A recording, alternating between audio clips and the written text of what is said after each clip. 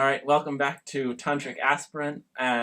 We are two Leos, and as that happens, really can only ever be one Leo, and I'm taking over Tantric Aspirant today because the topic is humor, and I really love humor, and I grew up with humor, and I even studied humor, and Kalas is insisting that she's not funny, but it's totally not true.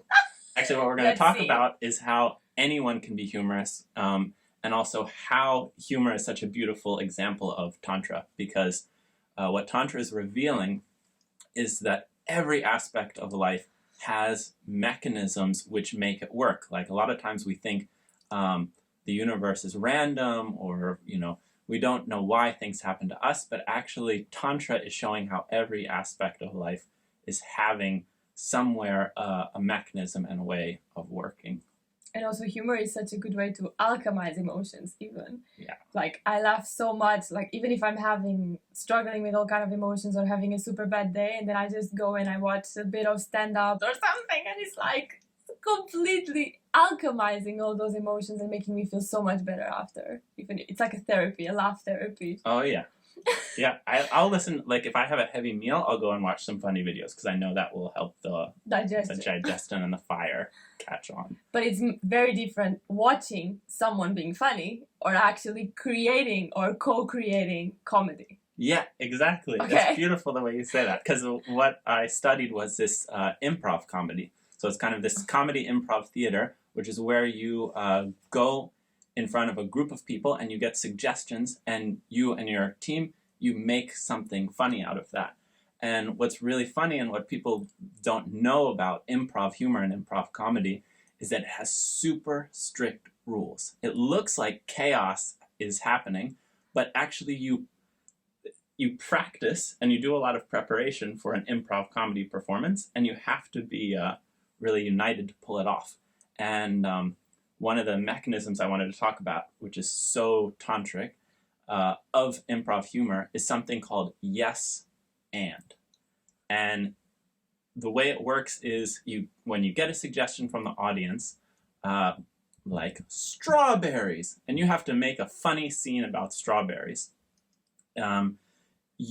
When someone goes out and begins to do something, the next person has to add to the scene. So for example, if we start a little comedy thing about strawberries, and I'm doing this, I love eating strawberries. You can't come out and say, you're not eating strawberries, you're flying a spaceship, because that will just ruin the whole scene. You have to yes and it. So you come in and you add something like... yes, and whipped cream. Also. Yeah, and yes, exactly. So in some way, she has to affirm and then add to that reality, which is so much a part of the tantric life, is you cannot reject life. You have to accept and embrace every aspect of life.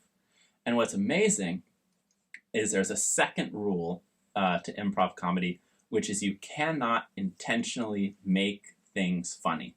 So if you see me there, I start off, I'm really enjoying these strawberries. And you get in your head, if I slap him in the face, it'll be really funny right now.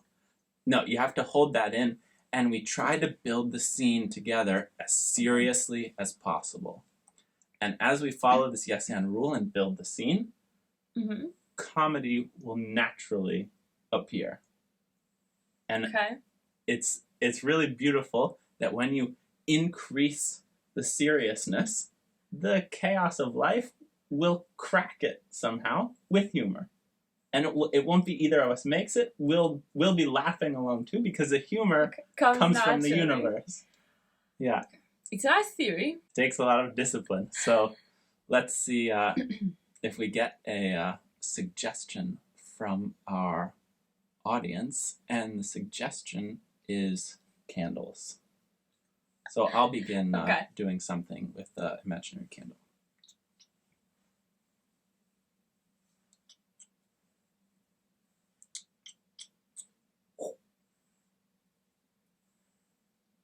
Now you have to yes and. With gestures also? Yeah. That was perfect.